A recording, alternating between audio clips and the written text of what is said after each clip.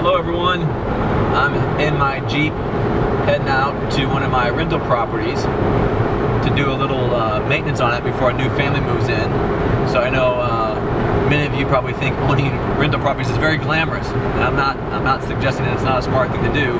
I do have a small real estate portfolio, but this is a non-glamorous side, so I'm actually going out today to do a little touch-up work myself, do a little trim work, a little touch-up paint, fill some holes because I just had a family leave. And actually, I probably, when we get out there, I'll show you the house and do a small little training on when something's going really good and it goes bad, how do you respond or do you react? Because I had an opportunity just recently to do that very thing with this particular property. And once we're out there and I have a chance to walk you through the house a little bit, I may show it to you and tell you what happened. But I just got handed back the rental property with no notice, dropped back in my lap, being owed money, and I had to solve and handle the problem. So I may share a little bit more of that with you here in a few moments, but I'm on my way out to Claremore. It's about a 40-minute drive out from Tulsa. And so it's a good excuse to be out of the office today too. So you probably know me enough by now to know I'm gonna have fun no matter what, and create some leadership value from it and progress forward my life with it. So I'll share some more about it, but if you ever wanna own a rental property, if you're not willing to do this, you may not wanna own it. Some days you gotta go out and do the work yourself. So we'll talk again about it soon.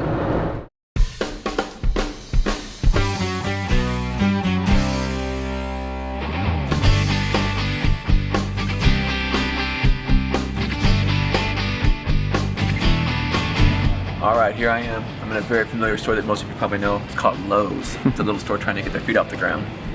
And now I got to get some fast and final lightweight spackle. So when I get to the home, I can fill all the holes that the people didn't fill when they left like I should have filled based on the terms of the lease. But I'm not gonna get angry, I'm not gonna get bitter. They didn't do any of it, so now I get to do it. A lot of different choices here, but I think I'm gonna go for this one, and I'll show you the rest of my supplies when we get to the house.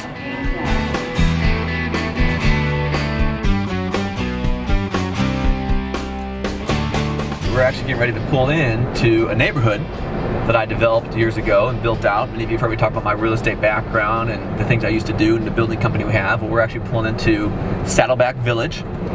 This was a development that was originally started in 2001, had about 6 or 7 houses in it. And then I took it over in 2004 with my building company. And we pretty much finished the majority of it out with the exception of a few lots, and we sold those off to someone else. Our parent company did. But as we drive down the street here, you can see a lot of these houses in here. I finished these first 4. I built that one, finished that one. I built this one. I built that one. I built that one. I built this one over here. I built both of these. I built this one. Let's see, that one was here. This one was here. I built that one. There's another whole street down here, and I built almost all the homes on that street too. Lo and behold, I think it was 23 or 24 homes out here, and then we did a handful of homes in Tulsa as well. We built this one, we built this one, we built that one, we built this one over here, and we built the one that we're going into today, one that I kept. One of the original ones that I built, I went ahead and kept as my own portfolio, so I kind of took it out of the company myself and kept it for myself. And that's what we're pulling to the driveway of right now.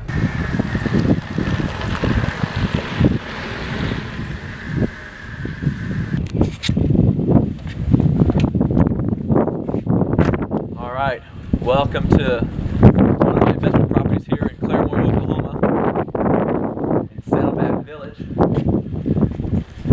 I'll tell you a little bit about this house when we get inside. It's a little cold out here, and the wind in Claremore is crazy, so let's go on inside. Come on in. Welcome, welcome. Now, what I thought I might do is I want to tell you a little bit about this house because it's kind of unique in the context of I built these houses out here, as I was telling you. I'm going to put this stuff down because I'm a little cold. Warm my hands up a little bit. I'm glad the heat got turned on. The heat just got turned back on this morning. I was worried if it was going to be on before I got out here or not, but thank the Lord that it is. So this is one of my properties. I shared with you I built the development as we were pulling in. Well, as things began to slow in the real estate industry several years ago, which I'm sure many of you can remember, I kind of began to think as I was building this last house, I had a rotation of 5 houses that we had started. When things really began to hit the brakes, I think it was back in like 2008, I sold 2 of them and kind of got left with 3. And as the company slowed, I had to let my staff go. I wasn't actually doing the building. I had a staff that was doing the supering and the contracting and all the building, and I would just kind of handle the business and the investment side and the marketing side of things. But I thought, you know what, as things slow, I'm going to build these last few houses myself, sell them off. But when I came down this house, this is the end of a street, at the end of a cul-de-sac, just talking about looking for business advantages. I knew probably this home would probably be the most valuable home in the neighborhood because it was at the end of the street on the cul-de-sac and nobody would ever build past it. So I thought, as I was finishing it out, I thought, you know what, maybe I'll keep this one and add it to my rental properties. And so I did, and I built some of the extra upgrades in it. This house is about $1,590 on square footage, 3-bedroom, 2-bath. And so I did a lot of the extras because I wanted to keep it myself. But one of the really cool things is maybe I'll show you around here in a minute. When you're a builder and you build, you kind of accumulate stuff, and it kind of goes from one house's garage to the next house's garage as the house is built and finished. And by the time you get to the end, you've got stacks of extra tile, stacks of extra trim wood. And so in this home, rather than just throwing all that stuff away, I actually began to utilize it. So I put it to work. So for example, if you come here in the kitchen, you'll see, and this house on the market is probably a $136,000 house. So a lot of these options you don't normally find in a house at that price bracket. So I used a lot of the extra tile. We did tile countertops, as you can see here. And again, I had this. Most people would throw it away, or maybe not even save it, but I actually saved it so I could utilize it. So how much did it cost for me to build this upgrade? Nothing, because this was leftover tile from another home. This trim here that we made it look real nice on the countertop here in the buffet, this was left over from another home. And then we put it in the cabinets. We did the upgraded cabinets. You can see here the tile backsplash. This tile backsplash was actually left over from a custom job that a customer had done. And you've got to kind of buy it in a bulk, so then you have leftovers.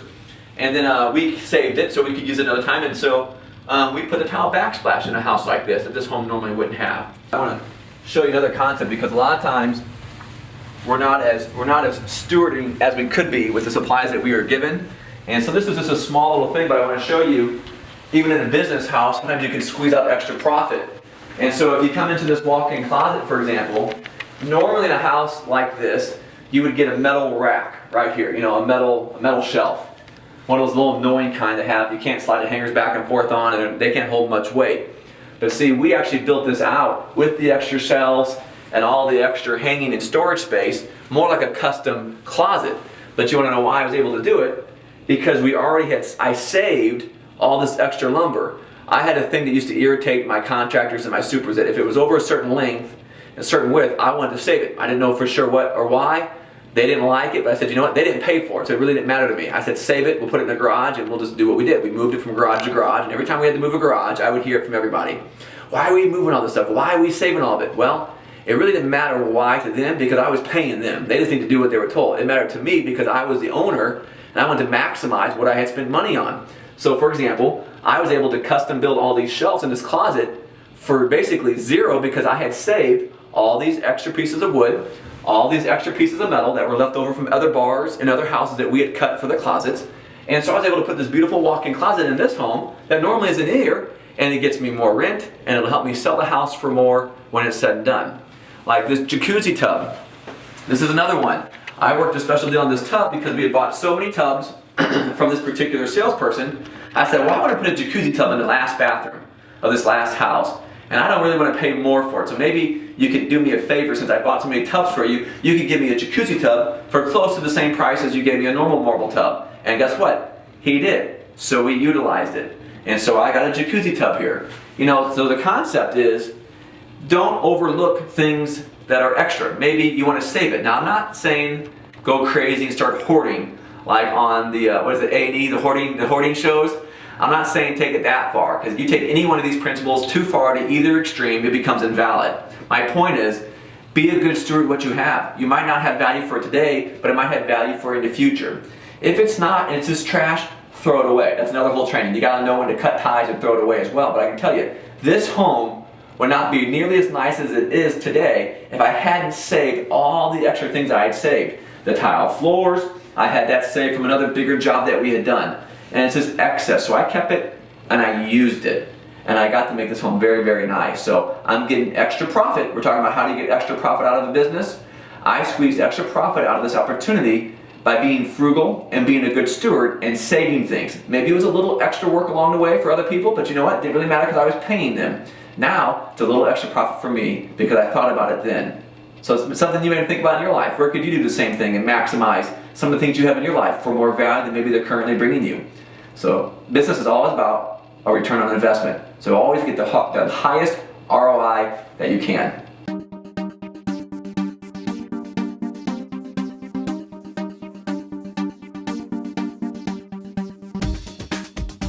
All right, here I am. Mark it down. We video document that I sometimes do manual labor. I try not to do it as much as I have to, but sometimes I do just end up doing it. And I was just sharing some thoughts on how I do stuff like this with Jeremy, our director of media, and I was explaining to him, and this is great for business, or if you've got something to show, or you want to sell something, whether it be a home, maybe a car, or something. And there's holes all over the house still, because when the tenants left, and I'll tell you that story in a little bit, when the tenants left, they did pretty good overall, but they didn't fill all the holes. Like when you leave a home, you're supposed to fill the holes and do the touch-up paint. Well, they didn't. So there are holes all over the place. So I was in the utility room and I saw some holes, and I started going kind of everywhere. And I thought, no, I'm going to go back to the original system I used for this kind of stuff. So when you do business or you want to do touch-up, and I'm going to give you an example, it's an analogy, but I want to come in this home. Most people are going to walk into this front door. So the prime real estate of the home is in the entryway. And then I'm going to touch up and do the best I can in the main elements of where is most visible immediately. Does that make sense? So what I'm saying is I'm going to do all the touch-up in the whole house, but it's most important to get the nice touch-up and the nicest touch-up done here in the entryway, probably maybe into the dining room, the living room, and the kitchen, because that's where people are going to go first. So that's where their eyes are going to be drawn to first. Bob, my original mentor, he taught me this. He said, Keith, you don't always have to do everything perfect. And he wasn't saying do things halfway or not do perfect. He was just making a point. In business, there's a thing called line of sight, and there's a thing called line of sight confidence. So what happens is, if I do this really, really well, and we paint this over, it looks good, a new tenant or a home buyer is going to come in, look at it, it's going to be nice. They're going to, oh, this is nice. It's not going to catch their eye. So they're going to go, this is a pretty nice kept home. So they're going to stop looking for holes in the wall because they didn't see any. Does that make sense? So the instant place of line of sight, we kind of pass that initial first test, if you will. So they're going to come in, and we're going to defuse them from looking for other defects. Now, if they walked in and they saw a line of holes right here, just like you or I, what are we going to do the rest of the time while we're in this house? We're going to, well, if there's holes right there in the front of the house, there's probably holes somewhere else. So I need to look for more holes. Oh, there's some more holes. If there's holes there, there's probably more holes over here. And then they begin to nitpick, and they pick everything apart. Well, Bob used to tell me, because he talked about landscaping and yard care, because that's where I started with him. I was cutting his grass and cleaning this pool. He said, Keith, it doesn't have to be perfect, but what I want to look the best is what people can see from the street. And so go down to the street, look up at the house first, and see what sticks out to you the most, and do those things first. So we would always do the stuff that was street side first, even though in many of his flower beds, they need to look good from the house too. He wanted them to look nice from the street first, as priority. If you only had a certain amount of time, we would do that first. Then we would come and make it look nice from the house. Because he says as people approach the house, once they see that it's nice and the landscaping looks great, they're going to stop paying attention to the landscaping. They're going to go look for something else.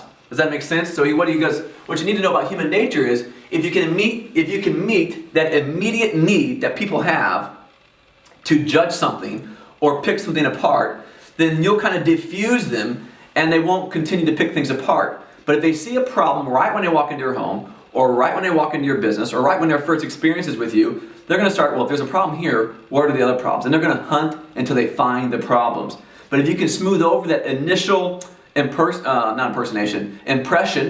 or you can smooth over the first few inches in the home, they're going to go, you know what? It's a pretty nice home. Let's see where we should start putting the furniture. Does that make sense? So conceptually, do the things in your life that are quote unquote in the line of sight of other people the most. It doesn't mean do them halfway, doesn't mean have poor quality. It just means be smart and look at things like other people will. And businesses will really help you, the line of sight. When we have people visit our office, I make sure our team gets all of our auditorium and our greatness center and all the offices lined up so when people walk in, the line of sight, they can overdo it, they can look it over and this is a nice office.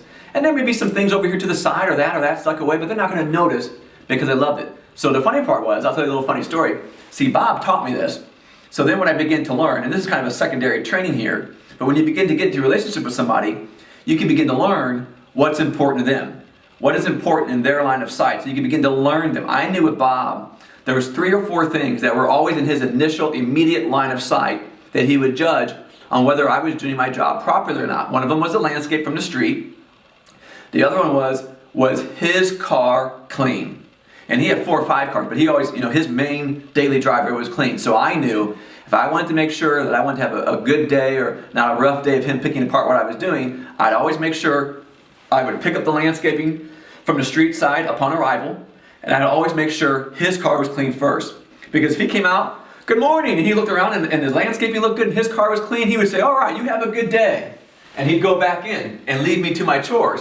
But on the days he would come out and maybe his car wasn't clean, he'd say, well, the car's not clean. As a matter of fact, you know what, Keith, this car's not clean, that car's not clean, and the landscaping over there's some sticks over there, and there's some more sticks over there. And I was like, oh, and it would, totally throw off my entire day. And I would go and do those things first and to get back to my normal chores or my normal workload. So see, when you begin to learn somebody, I tell my staff this all the time. I said, listen, if you knew the 2 or 3 things that make me tick, and they're learning it, I said, and you met those things, you could probably almost get away with murder. Not really, and they don't try to get away with murder. My point is, if they meet the things that are triggers for me in my line of sight, then everything else pretty much doesn't matter to me. But you can also ask my staff that if I come in and I see 1 thing off or 2 things off, then all of a sudden I see 20 things off. And I'm like, guys, we gotta do this, we gotta do this, and it's just kind of a headache for everybody. So I'm still learning. But the key is, for you, think about line of sight in your life. Think about line of sight in your business. Whether you're bringing people into your home for home parties, whether you're bringing somebody into your office to sell them something, or whether you're just making a great presentation to your spouse or to your kids. Make sure the line of sight is in place. And for those close relationships, begin to learn what's important to their line of sight, meet those needs, then you'll have more time to go and meet the other needs once that initial interaction has been completed, that initial impression has been made.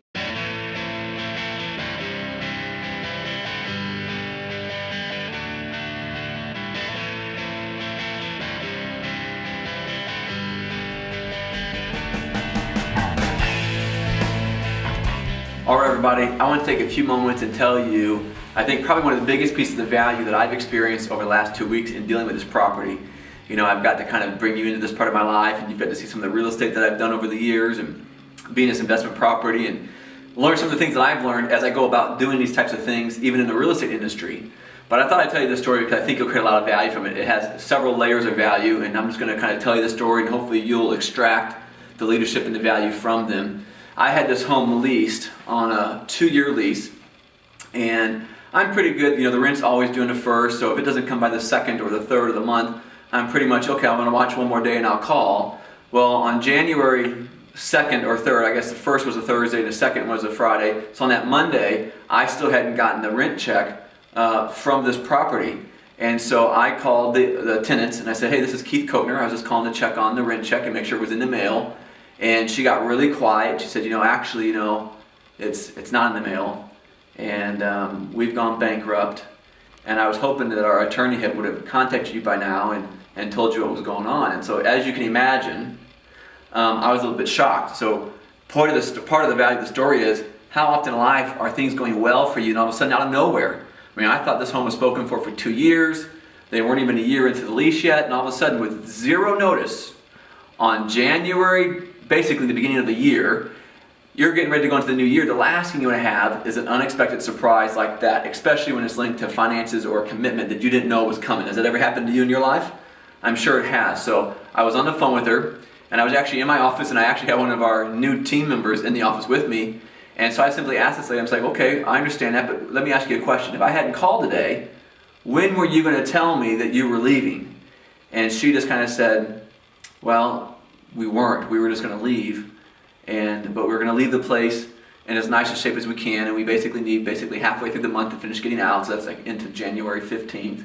And I said, okay. They had paid December's rent, so really they were only into me for the January rent, and of course the entire contract, but they didn't technically owe me a lot of money other than breaching the contract. So I said, well, what is your plan of exiting? Because at this point I understand things happen, bad things happen to good people sometimes, and I wish you would have given me more notice, because if you remember, when you first came into the house, I knew this family had some potentially credit issues, but I really felt like I wanted to help them. So how many times in your life have you reached out to help somebody only to turn around and basically get stung by trying to be nice to somebody? And that's really how I felt in the moment on the phone.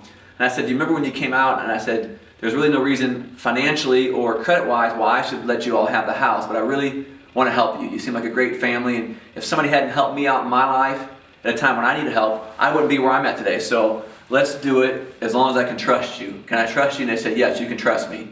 And he had a guaranteed payment coming in every month from the government. And he goes, that's what I'm going to pay the house payment with, so you don't have to worry about it at all. Well, make a long story short, it went from that kind of trust to they were just going to disappear. If I hadn't called the phone and asked them where the rent check was at, I never would have known. They were just going to be gone. So you can imagine how I felt on the inside. I felt a little bit wronged. I felt like I had been a little betrayed because I had gone out of my way to help this family.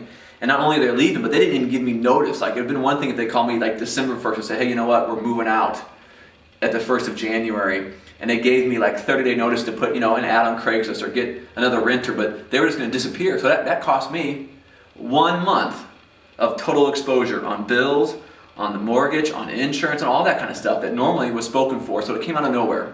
So I was a little, in the flesh of who I am, in my human nature, I was kind of a little upset. I was just about close to, let that be known a little bit to her on the phone, but then all of a sudden, kind of my training and my foundation took over, and I said, you know what, Keith, they're having a hard enough time in their life, as it is. What good is it going to be of you to really be upset with them or chew them out or make them feel worse than they maybe already feel, or maybe they're embarrassed because of the situation? So I just said, you know what, I understand where you're coming from, and I wish you would have given me more notice, but that's hindsight. Here's 2 things I'm going to request from you. If you would you consider doing these 2 things for me based on our relationship? Would you leave the home in its absolutely best shape as you can, which means leave it, clean it, make sure all your stuff is out of it? And would you consider leaving me a check on the counter with the keys for half the month's rent? Because I know what you're doing, and I know you have the money. If you haven't paid your other bills and this guaranteed check is still coming in, I know you've got the money. So would you please lay the check on the counter for half the month with the keys and leave the place as clean as you can? I'm not going to hound you for the money. I'm not even going to bring it up again. But would you consider doing that? And so she said, well, we'll consider it. So to make a long story short, they got out of the house. I came out to inspect the home once they were off property. The keys were here. They left the home in I would say in a B+ condition, and there was no written check on the counter. So then again, I kind of went through the emotions again, like, well, you know what, who do they think they are? They didn't even leave me the check after everything I've done for them, and really I just started to well with entitlement. But again, I calmed myself. I said, you know what, Keith, they're having a tough time right now. Is 1 month really going to make that big of a difference in your world? Is it worth getting upset about? Why don't you just pray for them and bless them that their things will turn around for them in their life, and that if they're gone, God's in control. You must know somebody else is going to come in and rent it, and Keith, you'll be fine. So let's just keep moving on the forward momentum and keep going forward in that direction. And it's not that big of a deal. The house is in pretty good shape. You got some touch-up paint work to do, which is what we were doing today, and some carpet cleaning, which I'm having a company come and do soon. So I had to switch all the utilities back to my name. That was one other thing. They switched the utilities off before I could just transfer them, so I had to reestablish service for all of them, which is always a pain. But anyway, so I did that, but that cost more money. But to make a long story short, I had a call on Thursday of a family that wanted to come out and look at it, and I showed it to 2 families that Thursday evening after the Sunday day they left, and both families wanted the house. Both families wanted it for 24 months. And so I was able to pick the family that I thought would best fit the property.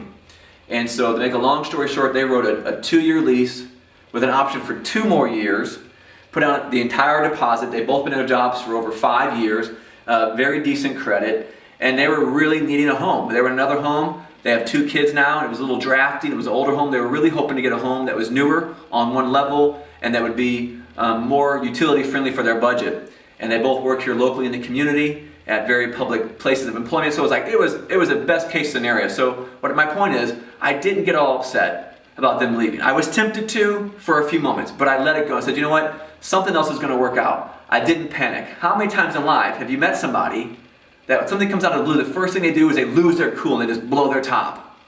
Maybe that's you. I'm going to ask you today, what's the value in that? See, I think someone who gets angry is very foolish. Did you know that? When you choose anger, that's very foolish, because anger doesn't solve anything that you couldn't solve some other way with less liability. So anger, I've often said this before, anger is a symptom of a lack of intelligence. Did you know that? And that was going through my mind. I said, Keith, it's not worth it. There's no reason to get angry. So I kept my calm. Some people panic. They go into hysterics. Like, oh my gosh, what am I going to do? And it just crushes where they're at in the moment, because they don't even give the opportunity for something better to come along before they get demotivated, discouraged, and depressed. So have you ever done that? What I want to encourage you to understand today is, even if something finds you unexpectedly this year, or in your life, maybe it's in your business or in your finances, don't panic. Don't get angry. Do the best you can. Bless them out. I blessed this family out of my house like I blessed them into my house. I didn't get all upset. That wasn't going to help me at all. It wasn't going to help me get creative. It wasn't going to help me solve the problem. It wasn't going to help me find the next best family. But I kept my calm. I said, great, you guys do what you need to do. I'm going to move on. And I got 2 great families. Not one, but 2. Both of them wanted it, and I got to pick the family I felt would be best for the home for the next 2 years, and this family's extremely happy. They wanted it. They can't wait. This is close to their dream home. So I'm able to not only let one family go and mend their financial needs, I'm also able to bring another family in and help them start the next level of true abundance in their life. How exciting is that? But see, I may have missed that opportunity if I'd been upset for 2 months or 3 months. Some people would have sued the people or tried to collect from them and chased them down. I've always said, do your best if you can. Cut your losses, move yourself forward, and wait for the next opportunity, because you will end up winning. See, in life, true abundance was designed to chase you if you allow yourself to be in a position for it to chase you. One of the positions allowed to chase you is walk in forgiveness, walk in mercy, walk in grace. So you say, Keith, I didn't realize you could train that much off of one of your homes getting vacated unannounced. Well, you know what? It's something I just got to walk through in the last couple weeks. So I thought I would let you into another area of my life with this training and this keynote, and show you a little bit more of what I do outside of leadership training and as far as my investment portfolio goes in real estate, and then also prove to you that you can pull value, you can pull leadership really out of anything in life if you have the eyes to see it. And hopefully by me training it, not only are you learning the training that I'm training, but hopefully you're beginning to see that you can really extract leadership from many of the very same things you're walking in your life. So are you seeing the leadership? Are you seeing the problems? Are you seeing the obstacles in your life? Are you seeing the opportunities? You can extract what it is you choose to extract. So I'm going to challenge you. If you want to take your life, maybe your marriage, your business, your finances to the next level, begin to pull the leadership and the value of what you can learn as you walk through life. That's why I enjoy bringing you this world. Hopefully you've had fun seeing some different things that I've learned, both from my mentors in real estate and building and in investment properties. And now for those of you that are thinking about getting real estate, make sure you're ready to if you really want to get to, because sometimes people walk out and the next day they're gone and you've got to come out and do some work yourself. But you know what? In the end, it all worked out. And that's the main thing I want you to hear. It always will work out. If you keep your mind in the right place, you keep your foundation grounded, it'll always work out for you. So make up a story that serves you. Don't make up stories that aren't going to serve you, and see what will happen for you too. Hopefully you created value from this. I appreciate you coming out to my neighborhood with me and my investment property, and I'm sure we'll talk again soon.